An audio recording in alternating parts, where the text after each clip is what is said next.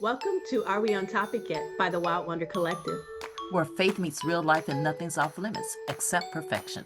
We're your hosts, Dr. Melody, Mama Viv, and yours truly, Angie K. We're talking all things ministry, motherhood, marriage, mindset, and the messy moments in between.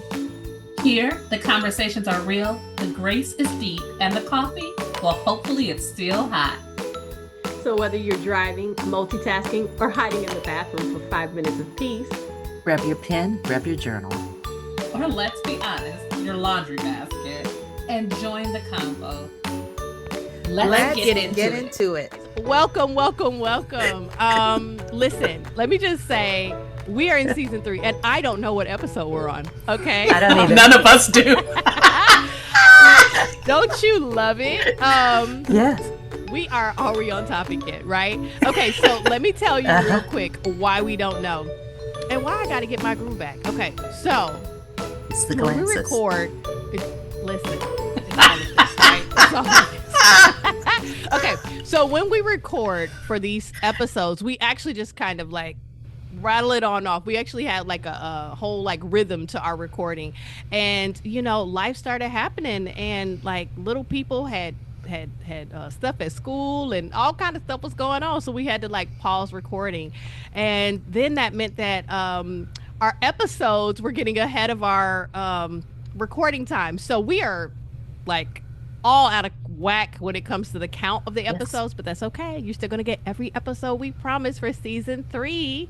So that being said, I don't know what episode we're on, but you'll know because it will be posted somewhere on this thing, okay? And thank Angie K for that, because she does that. But hey, I'm your host, Dr. Melody. Did you miss me? I missed recording, and I'm getting my groove back. Okay, and we still have Angie K, we got Mama Viv, and guess what? We have an extra special guest today. For you guys who actually are seeing us, because I know some of you can't, I bet you're like, oh my gosh, it is a quadruple Quadruplets.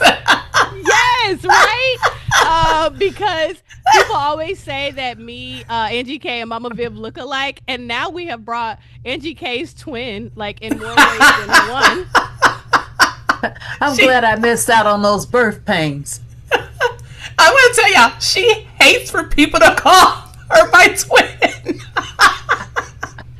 Listen, she is her twin. Except for the false pretenses. Okay, her frenemy, like, okay, and then also I have adopted her into friendship as well. I still all Angie K's friends. I don't know if she's still mine, but I still all of hers. So she belongs to me too. And then yeah, all that. Okay, so none other. Oh, y'all. And she's a whole therapist too, right? Okay. I'm gonna let her introduce herself. Okay. Her name is Ebony Hutchison.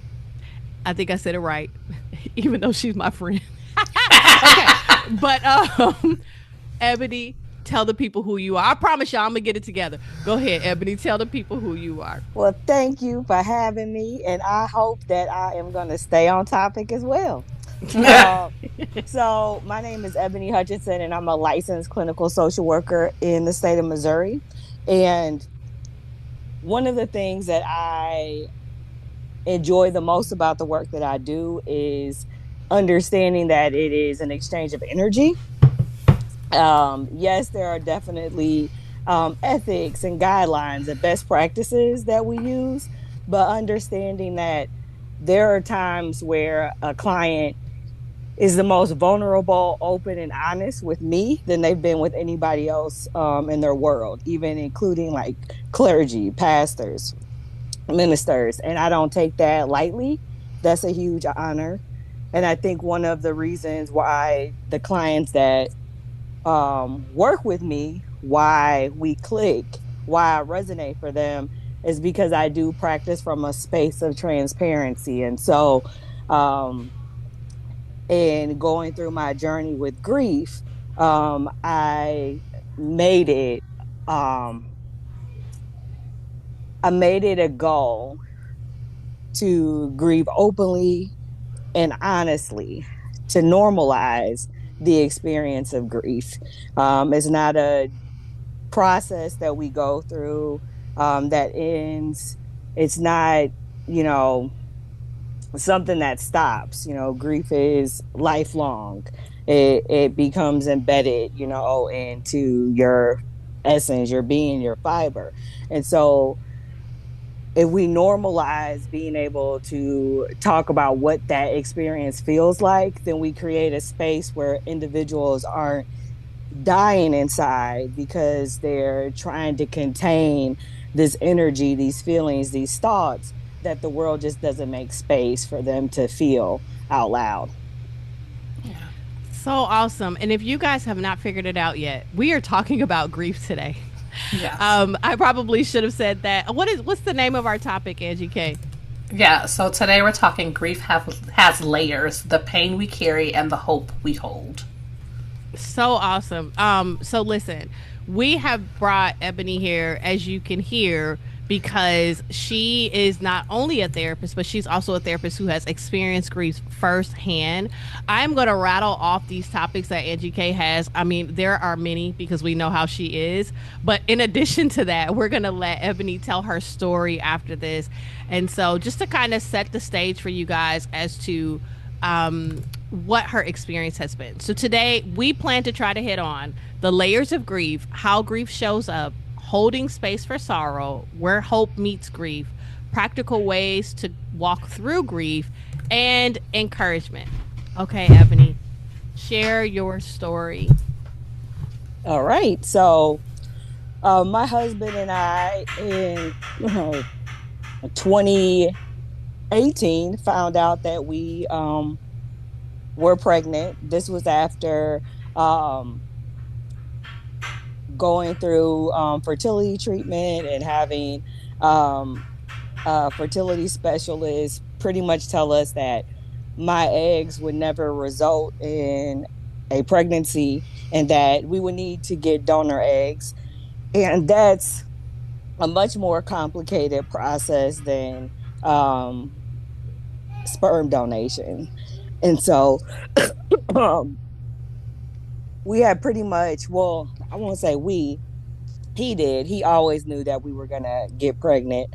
I had pretty much kind of given up hope that we would have a child and even, you know, gave him an out, you know, to be able to find somebody that he could love and that would also be able to give him a family. So we conceived naturally, and the kiddo came from an ovary that actually wasn't releasing eggs. The day after he turned 1 month old, my husband was diagnosed with AML, which is a rare form of leukemia. We were told that he wouldn't make it out of the hospital and he would die within a matter of months. He wouldn't make it through the summer. We were blessed to be able to have 21 months. And he did end up transitioning. But through that process, I had really gotten really close in a actual intimate relationship with God, you know, like spending time.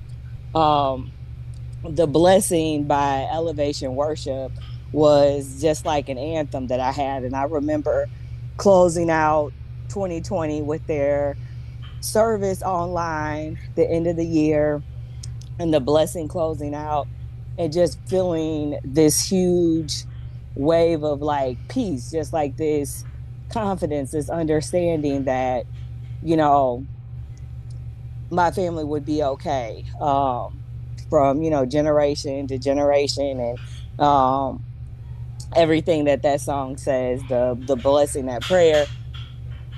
And then a couple months later, Eddie transitioned. And so this is 2021, and it's gone in layers. You know, the first layer was a lot of anger, because you are the God that can move mountains. You know, you command the seas, the wind, you know, you're the creator. And if it was your will, he would be here. And so coming to terms with that, it wasn't your will that I got to have this level of happiness. It wasn't your will that my son gets to have a father.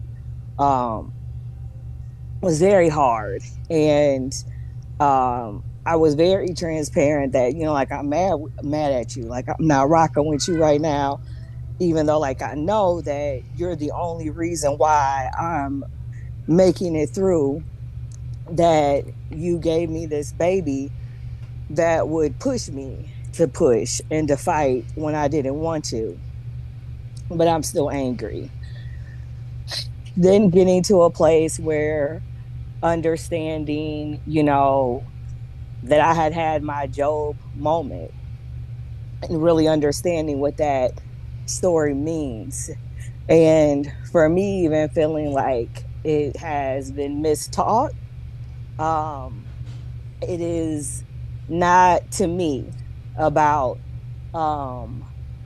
suffering and having like this enormous faith and just being, submissive, like to God, and not questioning and challenging. It's about understanding that God is a God of big picture. And for some of us, that doesn't always mean that certain things get to happen in the timeline that we have, for the length of time that we hope to have it.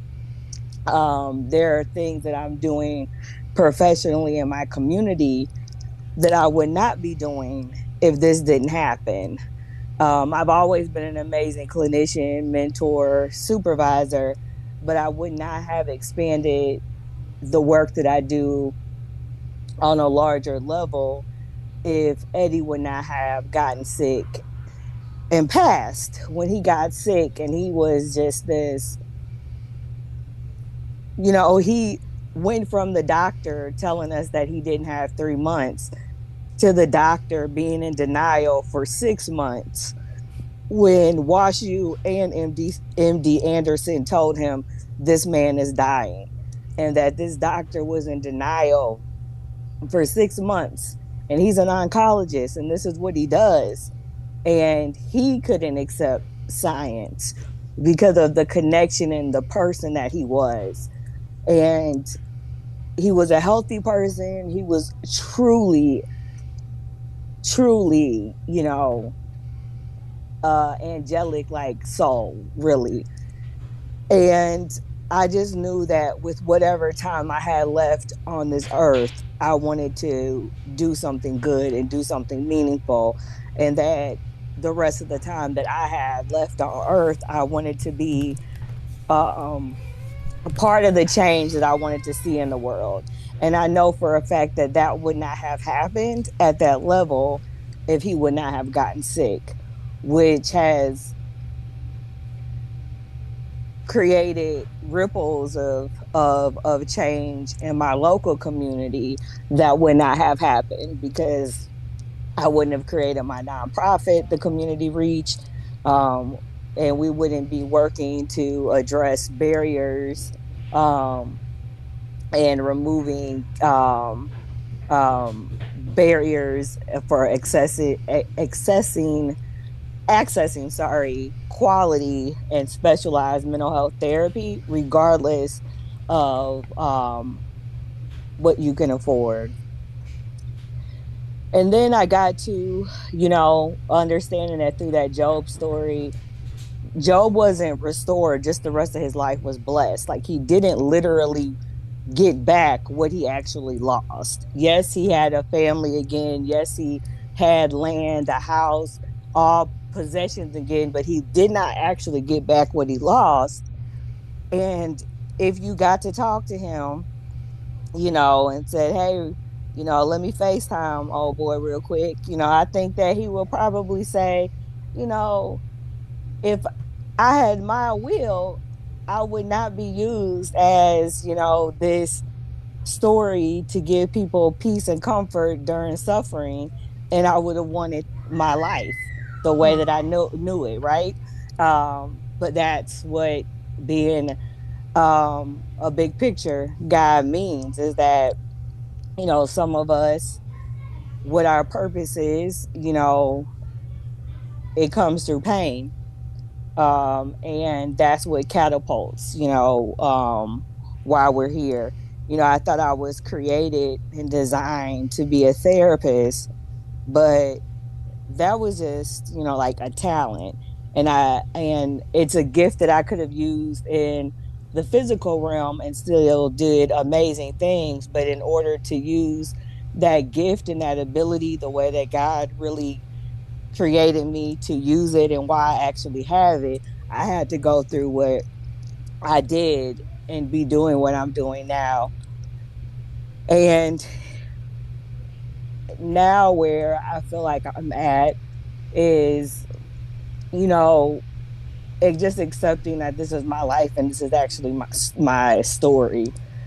And just figuring out, day to day, moment to moment, what that means in that reality, and making sure that I keep his memory alive so that our son, knows him to the best of his ability and feels connected to him.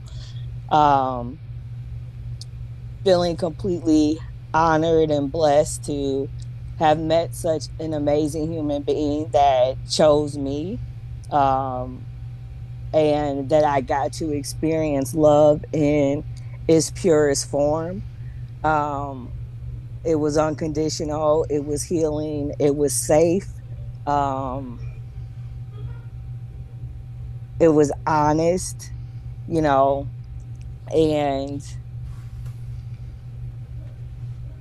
now I, in turn, am able to love in a way that I wouldn't have been able to if I wouldn't have met him. And that even means being able to love myself. And so, what's that Fat Joe? The price today ain't the same as the price yesterday. And, that's kind of what it is, for me.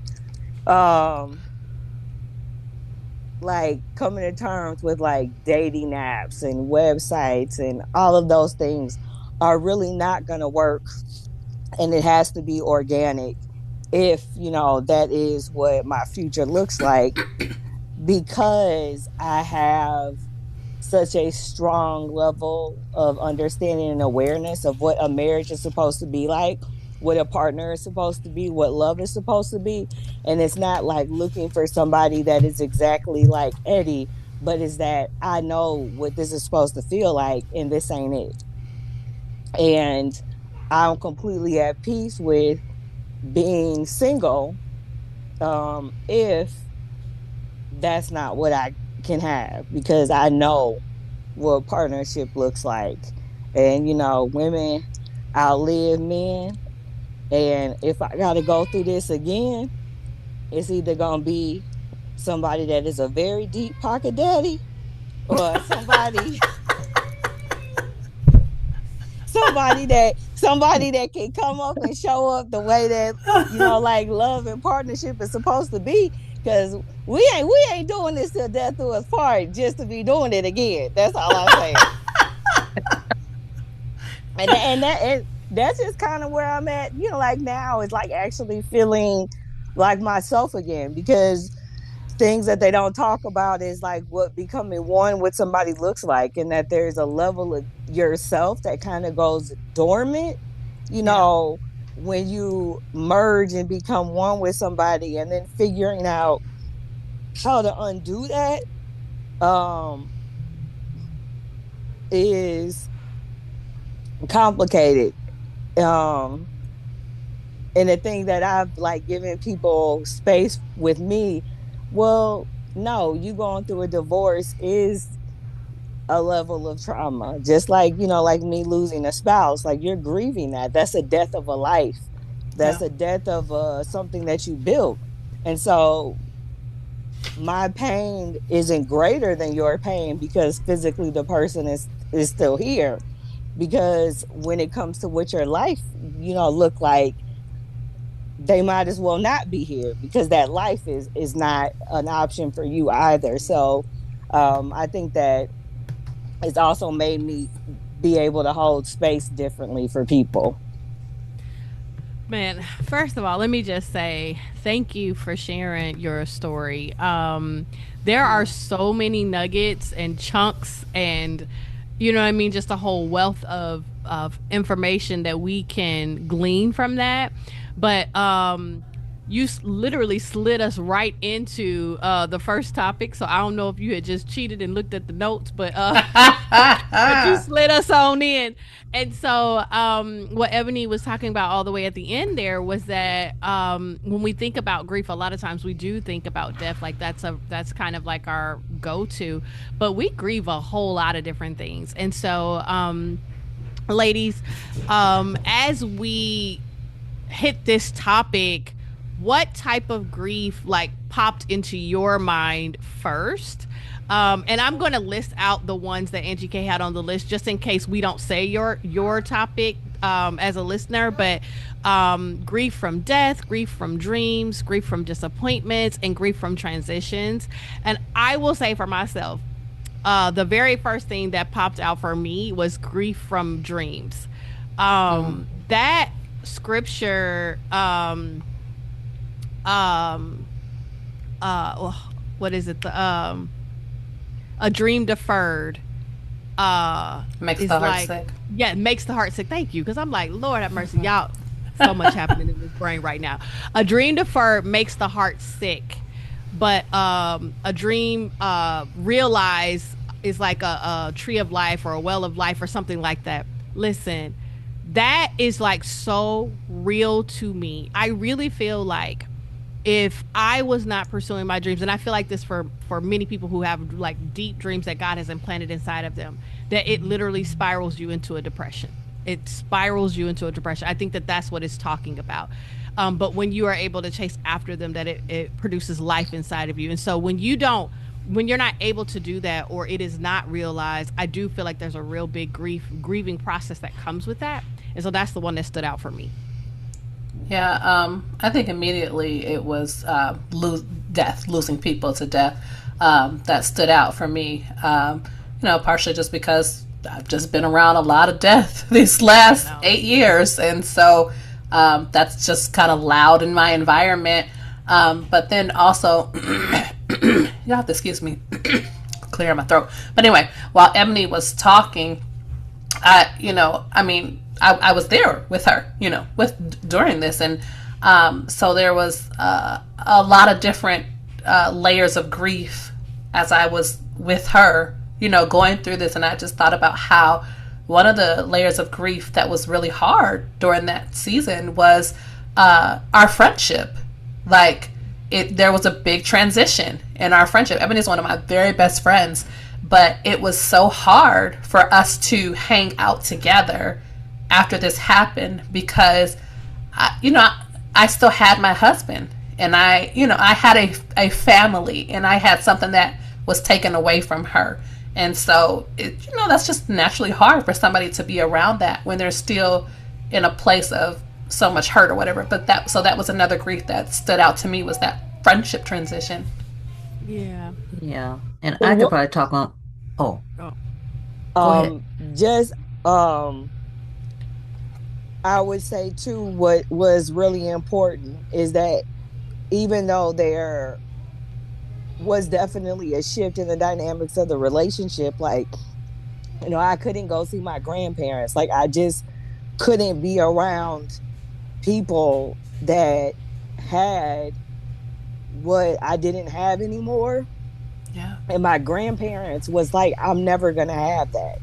I'm not going to grow old and gray. We're not going to have grandkids and great grandkids. Like, that's not going to happen. But to have a space where, despite the grief that she felt, I was still able to say, like, hey, dude, like, I just can't be around you. Like, I'm not mad at you, but it's just too hard for me to be around you. Like, you're a trigger. And I could say that. And I knew that it was safe to say that, that she gave me the space to feel what I felt. and not trying to make me conform and grieve in a way that was comfortable for her. Yeah. Yeah, that's good.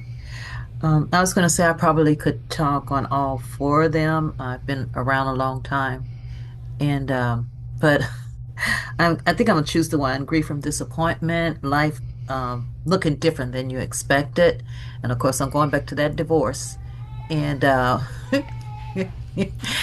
I can quote Rose from Fences when she said, "I ain't never wanted none of this for me and my children,"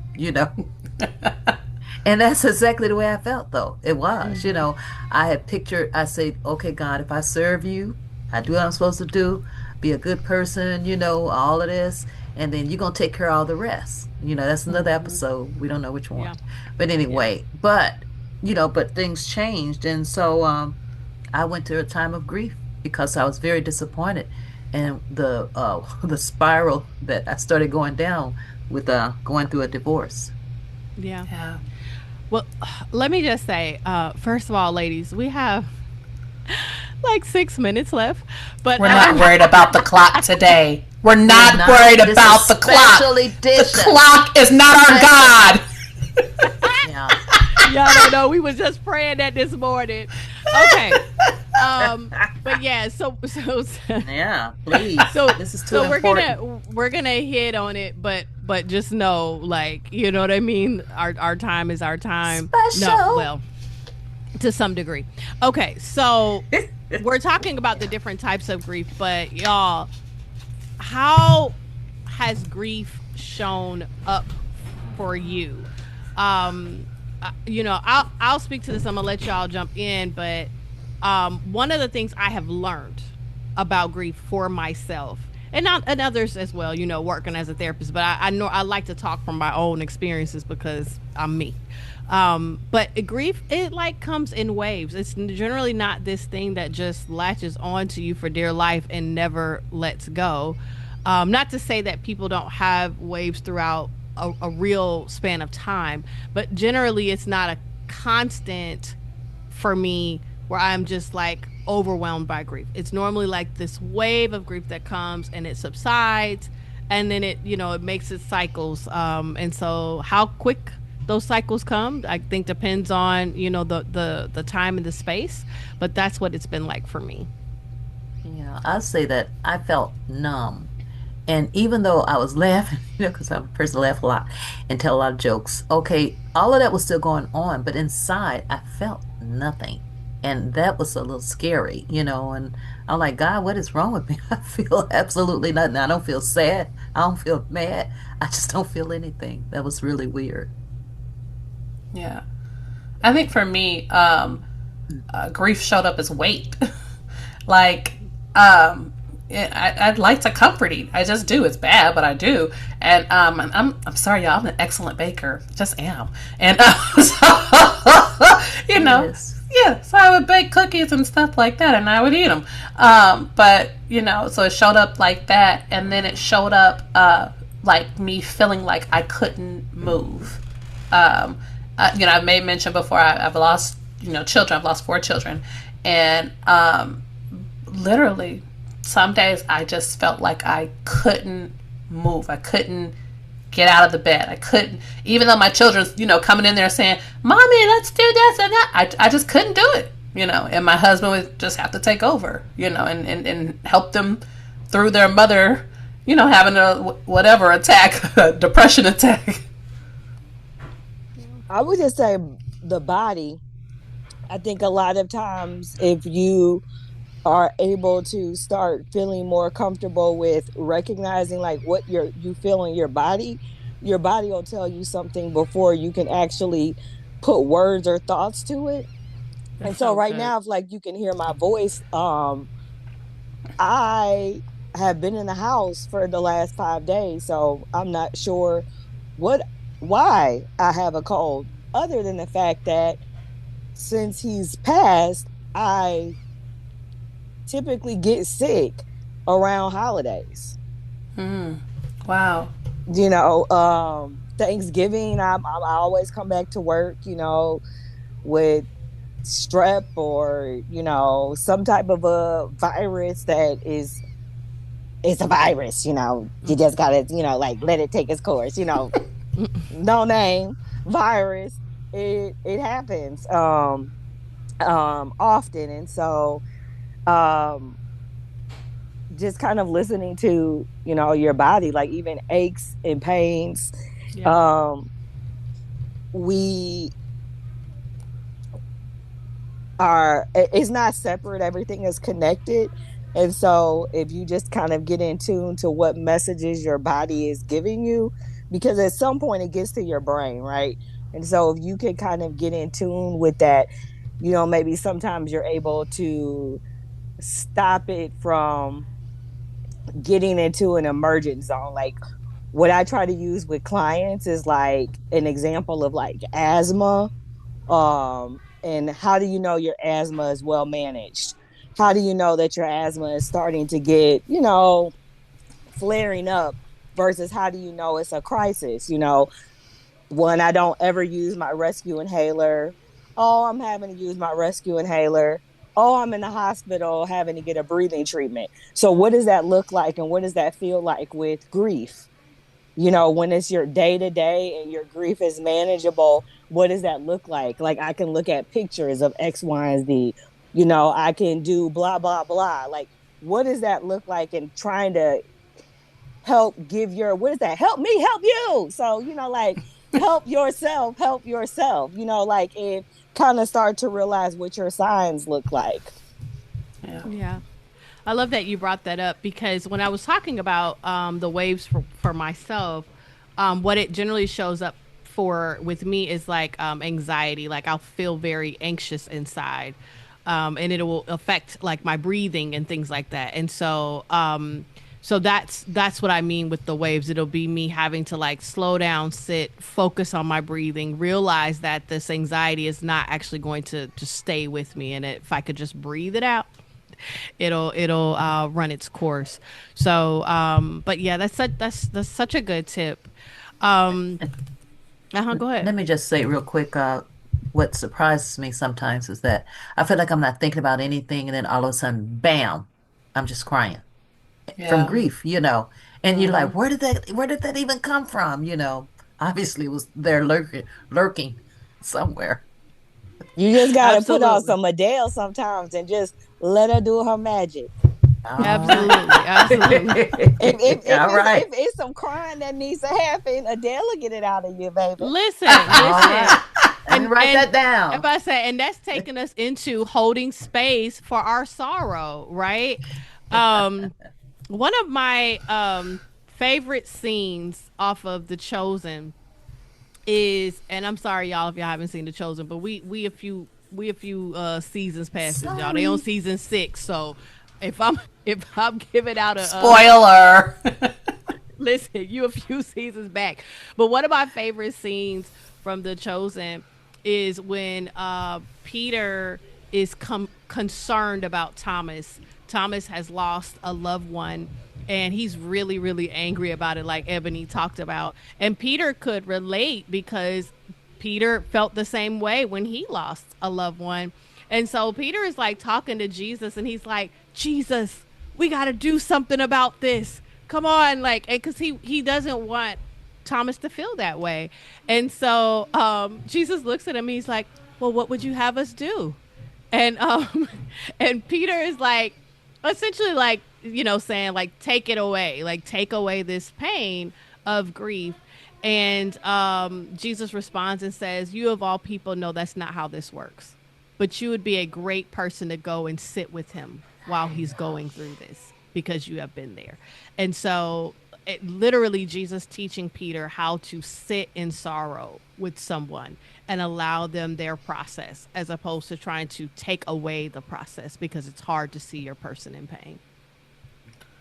Yeah, that's hard. I mean, I just being honest, that's so hard to do, but it is so necessary to do as well. When you love people, you just want to fix the situation. That's just what it is. I don't know anybody who loves somebody else and they see that person going through and they say, oh, well, that's fine. You just go into your depression and be upset. You want to fix it.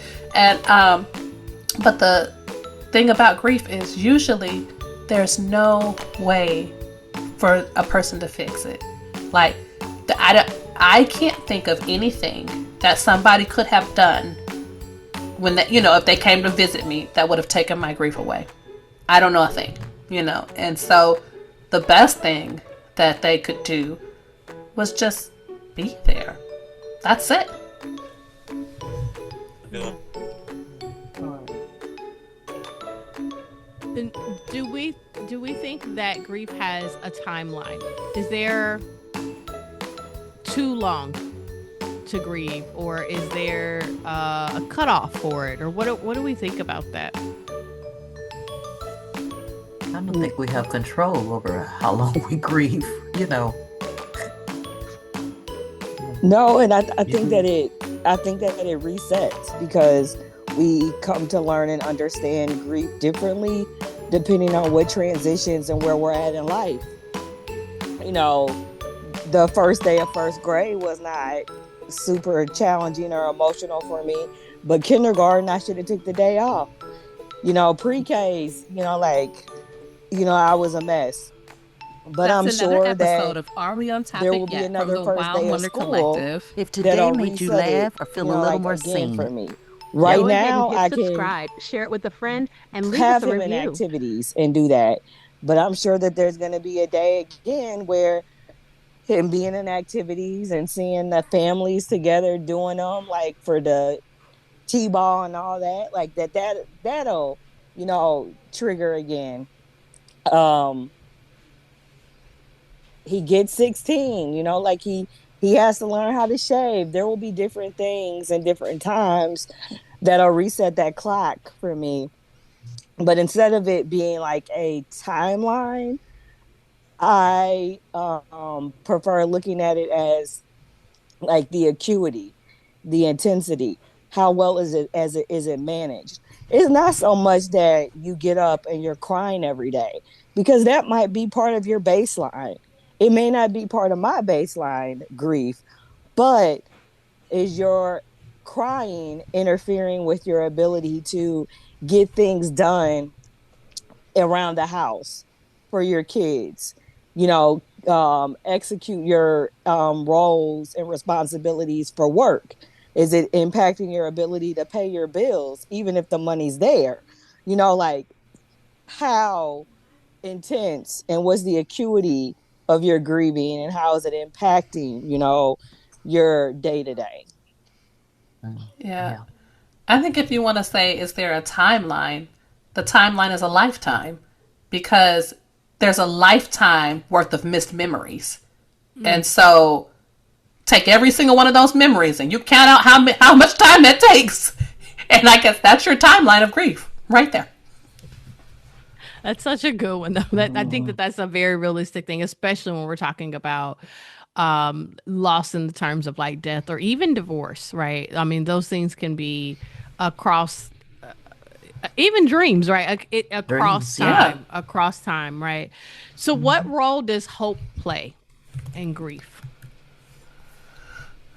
I think that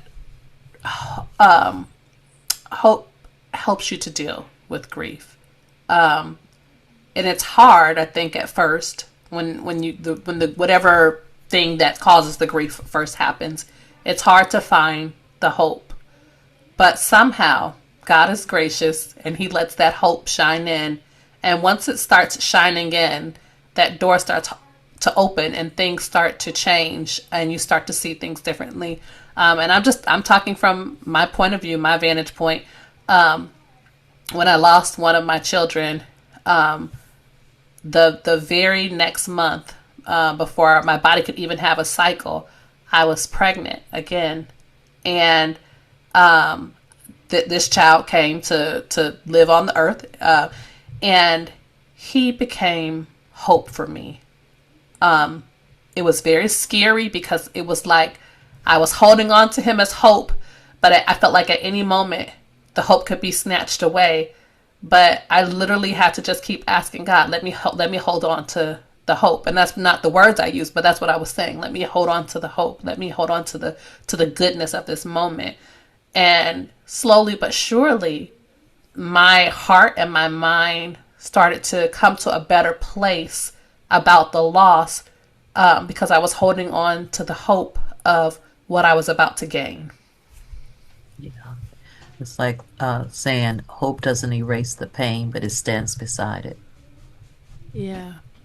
I love how you talked about being afraid to hope. Yeah. I think about when I had an especially hard season pursuing dreams with God. And, I was coming toward the end of the year. And typically for the end of the year, like I look forward to the new year. I'm always like anticipating good things or whatever. And I was like, okay, Lord, what's behind that coin? Because you know what I mean? Like, and God was like, no, it's good things, and like literally had to like coach me into being okay with latching on to hope. And I think that that's important to know that when you have gone through something very difficult, that it sometimes hope can be scary. But God, like she said, in all of his graciousness, right? He figures out how to slide it in there for you and how to reach you with it to pull you up and so that it can walk alongside of your grieving process.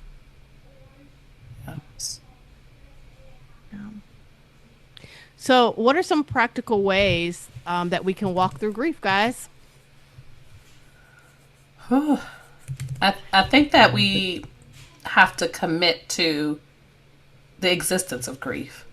I think a lot of times, because grief hurts so much, we don't want to acknowledge it. We want to push it under a rug or in a closet or wherever it is that we can push it and hide it so that we don't have to deal with it. And we think it's not going to touch us, but that's a lie because it's always going to touch us. So we have to commit to the fact that grief exists. It's going to touch you and you have to allow it. Yeah, I want to just say though, my dad had a really strange way of walking through grief. Uh, if you know him, you would understand when I say this. But he would listen to rap music. Oh Now, yeah, I remember you were saying that. Yeah. For the now, record, my grandfather was a yes, pastor who probably of would an never have old time listened. church, Yes, at an old Old time church school. with Dr. old Watts, school. and would never would have listened to rap. And but I think something came on in the car or something, and they were talking about the pain, and he was like, "Wow, I feel better after hearing that." But it was what he needed. Yeah. Yeah.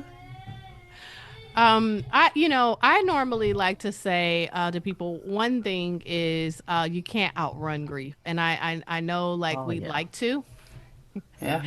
Hmm. You can't really hide from it. You can't, you know what I mean? Because the thing about our That's true. emotions is they have to find a way out, and so whether you pick it or not, it will absolutely pick for you. So, just realizing that, like, there's not really a way to outrun it. So if you push it back, eventually it's going to explode out. And then the other thing is that realizing that a lot of times it does come in waves. And so if you decide to ride the wave instead of buck against it, it can be a smoother process for you. I'm not saying it's going to be smooth. I'm saying a smoother process than you trying to buck against a wave. And so those are two things, just small tips that could be helpful for you in your journey. Yeah, That's and of good. course, counseling. Yeah. It's nothing like counseling. I love counseling. Yeah. They had to kick me out. But even with that, I will say, listen to your body, like Ebony was saying, because everybody is not necessarily in a place for counseling with grief. Like people want to like rush you into that process. And in my experience, some people are there and then some people need to wait until they get to a place where counseling is going to be really helpful for them. But I think in lieu of that, when you're not in that space yet, having those friends that are willing to sit in silence with you, having people that are willing to check up on you and make sure that you are still in the fight, you know what I'm saying? Until you get to that place where counseling is really going to be really helpful for you.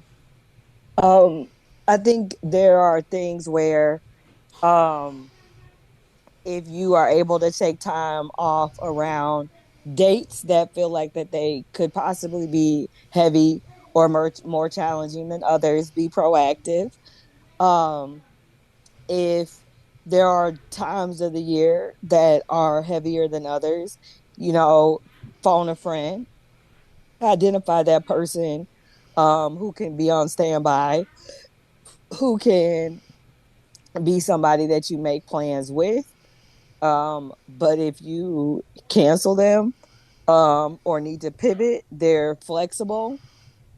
Um, and you're also comfortable if they just pop up anyway, because you asked me to be your, safe space. So I'm going to check in. Um, and then um, I would also say,